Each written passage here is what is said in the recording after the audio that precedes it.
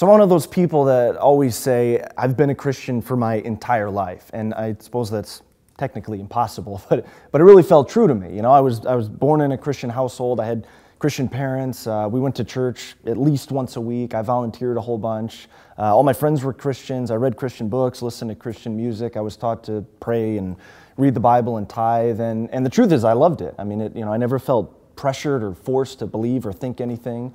I just remember knowing that God was real and believing that He loved me and trusting in Jesus for my salvation. But what I found is that my faith was really situational, meaning that the only reason I would grow in my faith or my relationship with God was because of everything or everyone around me. You know, there was really no ownership on my part. And it wasn't until I was about 19 years old that I really came face to face with the idea of owning my faith.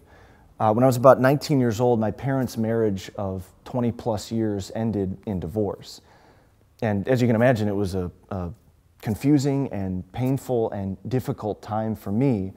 And for the first time ever, I was faced with needing God, faced with needing to lean into Him.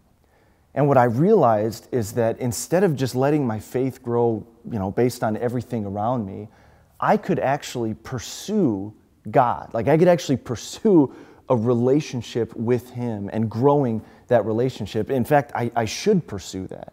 And the crazy thing about it is I found that I loved it. I mean, I remember spending just hours of time in prayer with Him, listening and talking to Him or reading His Word. And I began to experience God's presence in a way that I had never known before when I began to own my faith and pursue it with intentionality and effort.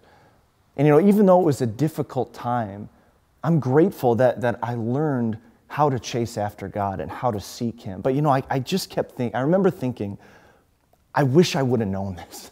I wish I would have known this. I mean, because it was almost 20 years of wasting my faith and just kind of lackadaisically growing in my faith instead of actively, pursuing God.